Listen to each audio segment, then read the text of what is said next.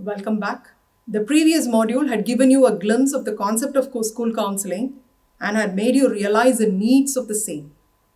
With this base knowledge, the present video is about to explain the objectives of school counseling. Moreover, the video will also elaborate on the standards and yardsticks to be set by the counselors to implement the objective rightly and achieve the goal effectively. At the end of this video, you will be able to apprehend the three major objectives of school counseling, its set standards and yardsticks of measuring the outcome of the process. The key objective of school counseling is to facilitate the students to make successful transitions by acquiring the knowledge, attitudes, and skills that are essential to find a better place in this competitive world of workspace. The key objectives of school counseling can be categorized under three main heads as shown to you. The first objective is on personal and social development. Though the role of school counselors has its major focus on the academic and career development of the students, the personal and social development takes up the first position in terms of objectives as it serves as a foundation for other two key objectives.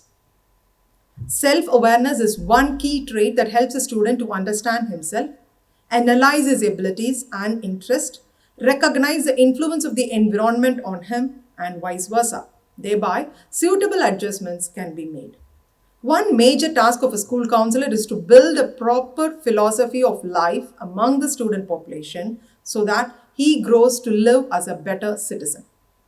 Moreover, the problems keep baffling with the increasing complexity of the society. The waning of the joint family system, dual working pattern, disintegrated families, poor domestic economy are all factors that contribute to the complexity of the familial and societal system. The standards that has to be set in terms of the personal and social development are shown to you. Three standards are set.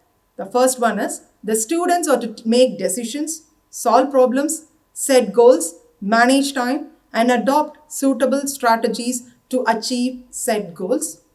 The second standard is to acquire knowledge, develop a positive attitude, and practice appropriate behavior in school and across the lifespan. The third standard is the student should be able to gain interpersonal and intrapersonal skills that lead to a path of emotional maturity. How can these standards be measured? That is given to you as yardsticks.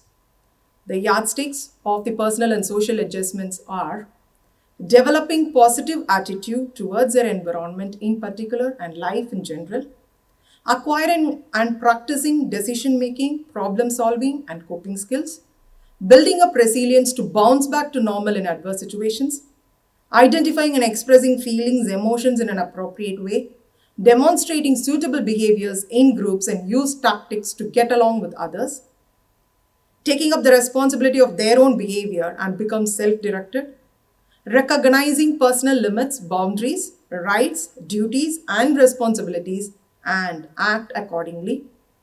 Respect others' feelings, realize the individual differences, and understand the social, cultural diversity.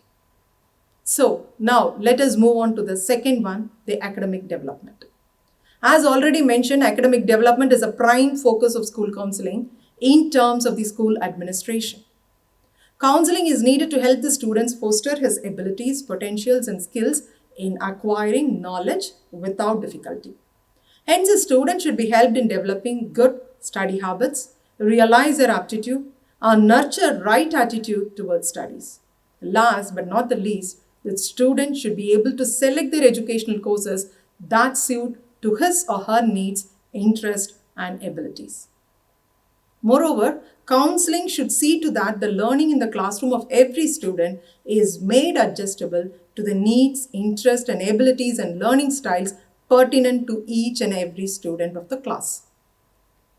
Subsequently, the specific problems related to the management, curriculum, teachers, teaching style, learning style, peer pressure, and many more have to be addressed by the process of school counseling.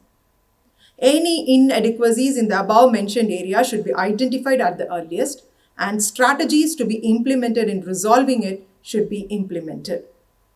The school counseling should also address the needs of exceptional children. Given these essentialities, the standards to be set and the yardsticks of outcomes are shown to you. The standards are: the students are to acquire knowledge, develop a positive attitude, and demonstrate skills for successful learning in school as well as for the whole of his or her lifespan. Then the second standard is: realize the relationship of his or her academics to the personal life, societal status, and the world of work. The third standard is to display leadership skills and openness to feedback for effective learning and its suitable application for a successful life. And now on to the yardstick. The yardsticks are the student's ability in getting oriented and adapted to the school environment, identifying problems in learning and adopt suitable coping strategies to overcome the difficulty, demonstrate positive behaviors and persistent efforts needed for successful learning, developing proper study habits and applying study skills needed for effective learning at all levels, preparing for a successful and smooth transition to the next level of education, and the last is taking part in the collective decision-making process in terms of academic planning in need. Then the third objective is career development. Vocational guidance was a process that was in existence in the place of school counseling a decade ago. Though the nomenclature of process had changed, one significant objective of school counseling is vocational maturity and its related career development among students. Considering the future life of a student, school counseling should direct him or her to enhance the basic skills needed for vocational life with due importance to fostering the right attitude towards work. A student with basic work skills and appropriate attitude will be able to make the right choice of vocation that suits his interest, desires, ability, and aptitude. Keeping in mind all of these, the standards and yardsticks are shown to you now. The standards are: 2. The students should be able to understand the relationship between personal qualities, education, training, and the wide options of career available to them. And the student should acquire skills to explore the workforce and identify a field that matches their potential, interest, needs, and desires.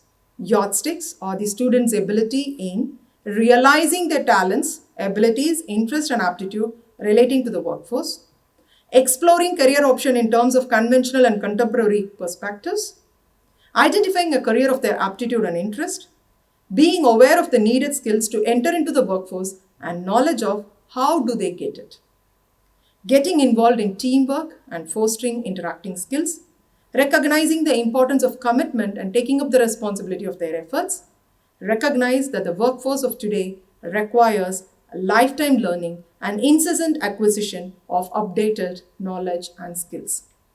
Hope the objectives of school counseling dealt in this video has made you to recognize the 3 objectives and its standards and yardsticks of outcome to be accomplished by a school counselor. The next video is all about the principles of school counseling. Bye as of now. Thank you.